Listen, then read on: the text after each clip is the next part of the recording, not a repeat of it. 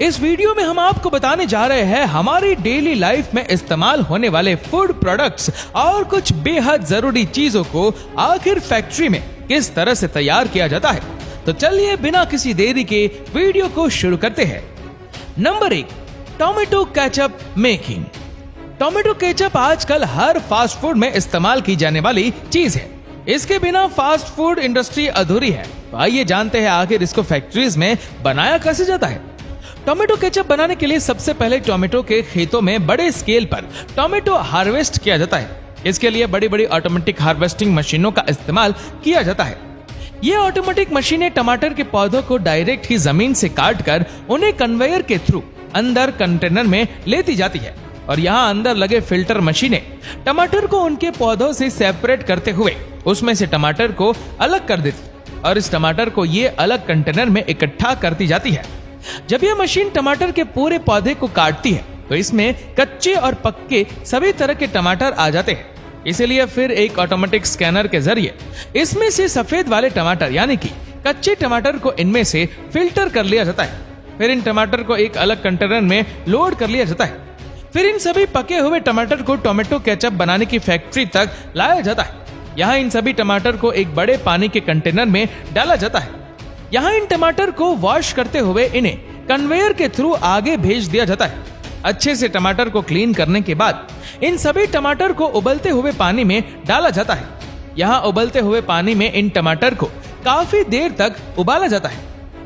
जब इन टमाटर की ऊपरी स्किन गलने लगती है तो फिर इन टमाटर को एक कन्वेयर की मदद से इस गर्म पानी में से निकाल दिया जाता है और इन उबले हुए टमाटर को कन्वेयर के थ्रू आगे भेजा जाता है, जहां कुछ ऑटोमेटिक मशीनों द्वारा इनके छिलकों को इन पर से हटा लिया जाता है। ऑटोमेटिक मशीन द्वारा इनके छिलके हटाने के बाद इन सभी टमाटर को कन्वेयर के थ्रू वर्कर्स की एक टीम के पास भेजा जाता है, जहां पर इन टमाटर की मैन्युअली छटाई होती है ताकि इनमें कोई बिना छिला हुआ टमाटर ना रह जाए। इसके बाद इन सभी टमाटर को फिर से एक बार कन्वेयर पर डालकर आगे एक मिक्सिंग मशीन तक पहुंचा दिया जाता है। यहाँ ये मशीनें इन टमाटर को क्रश करके इनका सॉस बनाती है और यहीं पर इनमें कुछ जरूरी इंग्रेडिएंट्स और प्रिजर्वेटिव मिला दिए जाते हैं, जो कि इसके टेस्ट के साथ इसके उम्र को भी बढ़ा देते हैं। Number 2, sugar making process. Sugar बनाने के लिए सबसे पहले खेतों में से गन्ने को काटा जाता है और फिर इन्हें ट्रकों में लोड करके शुगर मिल तक लाया जाता है। फिर इन गन्नों को एक कटिंग मशीन के नीचे रखा जाता है, जहां इन गन्नों को छोटे छोटे टुकड़ों में काट दिया जाता है। फिर इन टुकड़ों को पानी के कंटेनर में डालकर धोया जाता है। अच्छी तरह से धोने के बाद इन गन्ने को एक क्रशिंग मशीन से गुजारा जाता है। यहाँ ये मशीन इन गन्नों को क्रश करते हुए छोटे छोटे टुकड़ों में बदल देती है। इसके बाद आप देख सकते हैं कि यह गन्ना बिल्कुल पतले पतले रेशों में कन्वर्ट हो जाता है। फिर इस गन्ने को कन्वेयर के थ्रू जूस निकालने वाली मशीन तक ले जाया जाता है। यहाँ इन गन्नों को मल्टीपल रोलर्स के बीच से गुजारा जाता है, जहाँ अच्छे से इनका पूरा जूस निकाल लिया जाता है। अब इस गन्ने के जूस को अलग कंटेनर में इकट्ठा कर लिया जाता है। फिर इस गन्ने के जूस में सल्फर डाइऑक्साइड मिलाया जाता है। इसी केमिकल की वजह से चीनी के दाने क्रिस्टल की फॉर्म में आते हैं। इसके बाद इस पे लाइम पाउडर मिलाया जाता है। लाइम पाउडर मिलाने के बाद इस जूस को कुछ घंटों तक यूं ही छोड़ दिया जाता है। यही लाइम पाउडर गन्ने के जूस में मौजूद इम्प्योरिटीज को कंटेनर की निचली सतह पर बैठा देता है। फिर ऊपर बचे इसी शुद्ध जूस को आगे एक्वेटर में भेजा जाता है, जहां इसे काफी हाई टेम्परेचर पर गर्म किया जाता है, जिससे इसका पानी वेपराइज हो जाता है और इसमें सिर्फ शुगर का प्योर सिरप बचता है। धीरे धीरे यह सिरप गाढ़ा होते जाता है और इसमें चीनी के क्रिस्टल्स बनने लगते हैं। फिर इस सिरप को स्टील से गर्म किया जाता है, जिससे इसका बचा हुआ मॉइस्चर हट जाता है और यह चीनी के क्रिस्टल इसके कंटेनर की दीवार के ऊपर चिपकते जाते हैं।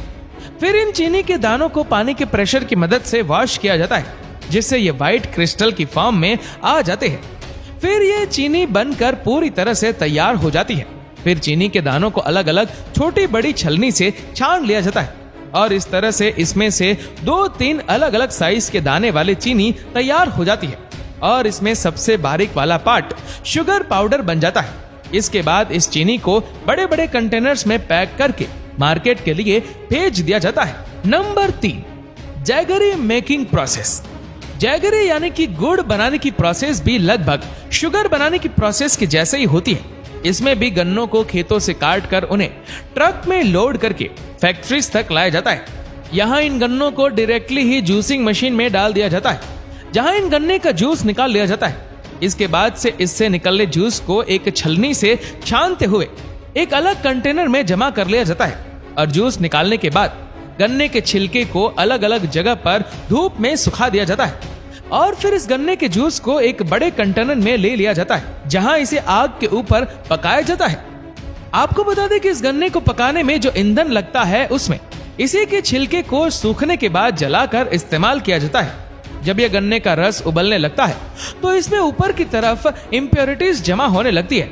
इस गंदगी को कुछ वर्कर्स द्वारा बड़े बड़े चम्मच में भरकर अलग किया जाता है। ये प्रोसेस कई घंटों तक की जाती है जब तक कि इसकी पूरी इम्प्योरिटीज खत्म ना हो जाए। ऐसा करते हुए इसमें गन्ने का रस गाढ़ा और शुद्ध होते जाता है। फिर इसे बचे हुए शुद्ध करने के रस में थोड़ा सा बेकिंग सोडा मिलाया जाता है। बेकिंग सोडा के साथ इसे पकाने से इसकी कंसिस्टेंसी गाढ़ी होती जाती है। ऐसे ही कुछ देर पकाने के बाद जब इसकी कंसिस्टेंसी बिल्कुल सही हो जाती है तो फिर इसे कुछ घंटों तक यूं ही ठंडा होने के लिए छोड़ दिया जाता है। इसके बाद ये गुड़ बनकर तैयार हो जाता है।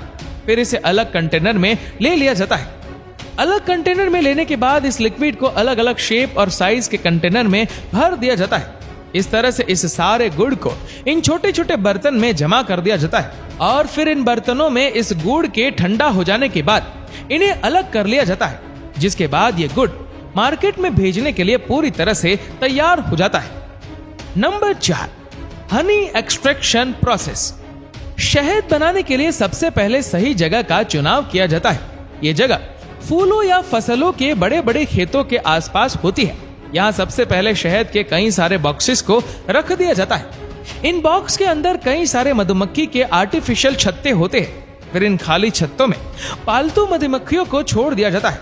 ये मधुमक्खियां आसपास के फूलों से रस को लेकर इनमें इकट्ठा करती जाती है। कुछ दिनों बाद मधुमक्खियों के इन बॉक्सेस को खोलकर चेक किया जाता है। जब इनमें शहद अच्छी मात्रा में भर जाता है तो फिर इन छत्तों को इन बॉक्सेस से एक एक करके निकाला जाता है और इस पर से मधुमक्खियों को हटाया जाता है। इसके बाद इन छत्तों को डायरेक्टली ही शहद निकालने वाली जगह पर ले जाया जाता है। यहाँ सबसे पहले मधुमक्खी के छत्ते को एक मशीन के ऊपर रखा जाता है और यहाँ इनके छत्तों के ऊपर वाले ढक्कन को हटा दिया जाता है ताकि शहद को इनमें से निकालना आसान हो जाए। आप देख सकते हैं कि इस तरह से इनके ऊपर की ओपनिंग को हटाया जा रहा है। इसके बाद सभी छत्तों को एक एक्सट्रैक्टिंग मशीन में डाला जाता है। ये एक रोटेटिंग मशीन होती है जिसके अंदर इन छत्तों को डालकर गोल गोल घुमाया जाता है। इस तरह से इन छत्तों को घुमाने से इनमें मौजूद शहद इसमें से निकलने लगता है। शहद निकलने के बाद जब ये छत्ते खाली हो जाते हैं तो इन्हें हटाकर उनकी जगह वापस से एक आर्टिफिशियल छत्ता लगा दिया जाता है और फिर इन्हें वापस से मधुमक्खियों के बॉक्स में डाल दिया जाता है। इस तरह से मधुमक्खी पालन से काफी जल्दी और ज्यादा क्वांटिटी में शहद को प्राप्त कर लिया जाता है और फिर इकट्ठा हुए इसी शहद को ऑटोमेटिक मशीन के जरिए अलग अलग साइज की कांच के जार में भरकर मार्केट में भेज दिया जाता है। तो दोस्तों, आपको ये फूड प्रोडक्ट्स बनाने वाली मशीनें कैसी लगी हमें नीचे कमेंट करके जरूर बताएगा। और अगर आपको वीडियो अच्छा लगा हो तो इस वीडियो को लाइक करेगा, शेयर करेगा ज्यादा से ज्यादा लोगों तक। और ऐसी ही और भी इंटरेस्टिंग वीडियोस को यूट्यूब पर देखने के लिए नीचे कमेंट सेक्शन में लिंक दी गई है, जिसके ऊपर क्लिक करके हमारे चैनल को आप सब्सक्राइब करें और बेल आइकन दबाएं ताकि हमारे हर लेटेस्ट वीडियो की अपडेट आपको मिलेगी सबसे पहले। धन्यवाद।